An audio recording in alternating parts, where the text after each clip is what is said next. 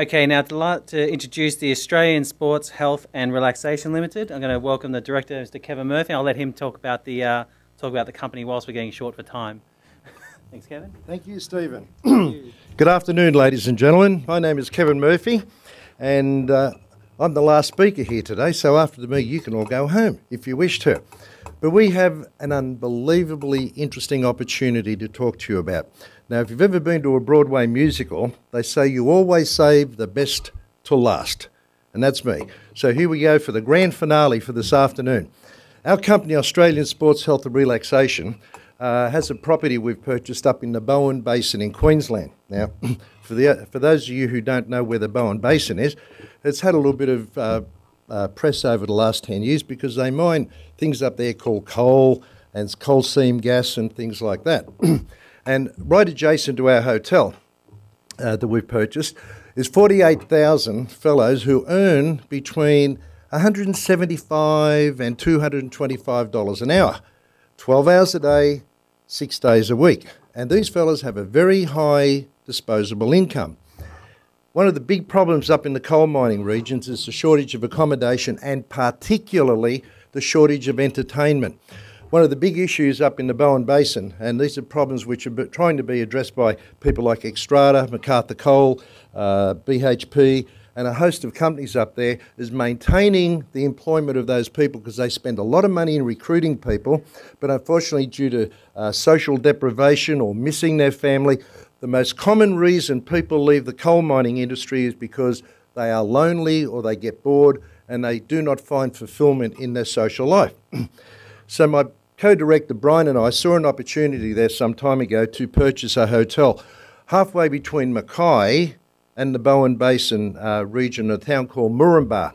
And this hotel was originally licensed in 1863 and has been continually licensed from 1863 until the present. It's sort of kind of tucked away in the bush a little bit because they bypassed the hotel and it now has a marvellous access road thanks to the Queensland Department of Main Roads, so we can park B-double semi-trailers less than 50 metres off the main highway. But this hotel's been operating continuously since 1863. The current owners purchased it 4 years ago and spent $3.5 million on this hotel. And what makes this hotel so unusual, it's got 107 accommodation facilities at the hotel at the moment.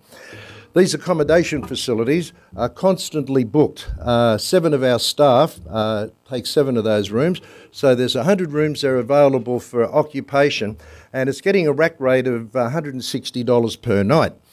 The company who's currently staying there, they've under contract, they've got 85 of these rooms until, well actually it was recently, until August 2013, but they've now just extended it to November 2013. And there is a screaming shortage of accommodation in this region. Most of the fellows working up there working and live in mining camps, which are nothing more than like shipping containers or transportable buildings on a site. No entertainment. The mining camp sites are alcohol-free, and most of the entertainment comes down having a dartboard and a television. So in this hotel, there's no internet in this television. There's no internet in this hotel. Matter of fact, there's very poor communications in the whole area. So we have a system going to the hotel called SiteView, which is a major satellite dish which provides 57 channels of television, movies on demand, and it gives amazing access for communications with family through Skype and internet phone services. It also provides a platform for the mining companies to communicate with their workers doing occupational health and safety, mine site induction, and a host of other benefits there. And one of the features on the system we're putting into the hotel, if you're feeling sick, you just touch screen and you get directly connected to the Royal Flying Doctor in Alice Springs. So all the guests at our hotel are going to have amazing potential to communicate with the families, their minds, and provide services. So we set up this company I call Australian Sports Health and Relaxation. We've purchased this hotel. Brian and I have exchanged on the hotel and we've given a personal guarantee for settlement. But we are offering 12 million shares in Australian Sports Health and Relaxation at 50 cents a share. Those 12 million shares represent 66% of the equity in this company. Now, that's a little unusual for a startup to offer such a large percentage of equity, but the hotel currently, as I talk to you now, on the current balance sheet last year, made a profit of $1,030,000 declared income on their balance sheet. when Joe Laley, our fellow who did our business plan, adjusted the figures, taking out items which should have been leased, which they paid cash for, it actually made $1.35 million last year. Now, we're paying $5 million for this hotel, which represents a return, if we do not even put a paintbrush on this place, of 20% return on capital invested. So we're seeking $6 million to purchase a hotel outright and allow for stamp duties and settlements, and there's some little tiny improvements we want to make to the hotel with that $6 million. And with that, the reason we want to own it outright through shareholders' funds is the profits from the hotel can be distributed every quarter or every 6 months back to our shareholders as an unfranked dividend. So this one, it's a investment on a 100% asset-backed investment. We only got our valuation through last Friday, and it came in at $5,130,000, and they deducted 23% of the revenue for the valuation to allow for variations. So it's a pretty solid investment, but if you drove past the hotel at the moment, firstly, you wouldn't see any signage because the current owners, they make their revenue out of the accommodation. The restaurant on the balance sheet does not exist, and it's got a restaurant which seats 120 people. And the reason it doesn't, the accommodation includes meals for those workers where they provide breakfast, a crib lunch, and an evening meal. And the kitchen at the moment is open at 4 o'clock in the morning to do bacon and eggs for the people staying there. At 4:30 in the morning, the kitchen closes and stays closed till 5:30 in the afternoon. Now, there were 10,000 people a day going past this hotel on the Peak Downs Highway. 10,000 a day. So we plan on putting up some signage at 5 kilometres, 3 kilometres and 1 kilometre, both up and down from the hotel. Country-style bacon and eggs breakfast, $15. If you wanted a cup of coffee at the hotel at the moment, you boil the jug and use Nescafe. So we intend on putting in a cappuccino machine and do some minor improvements. We are going to have an internet cafe there, but the fella's staying at the moment, and there's currently it's running at 100% occupancy, but we have 85 of those rooms permanently booked with a company called Goldings who are doing the highway extension there.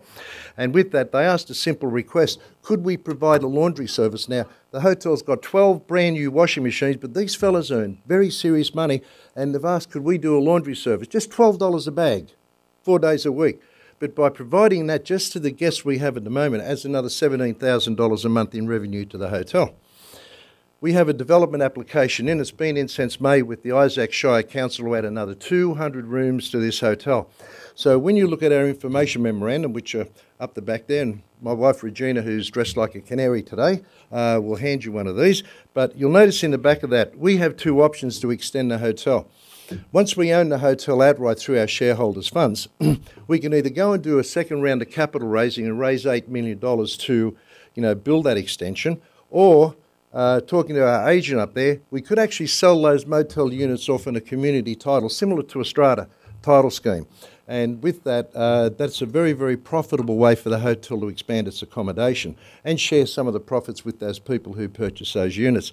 But this is a once-in-a-lifetime opportunity. I seriously mean it. I mean, there's been some fantastic things pitched here this afternoon. Matter of fact, I particularly like that skydiving one myself. I could see myself doing that.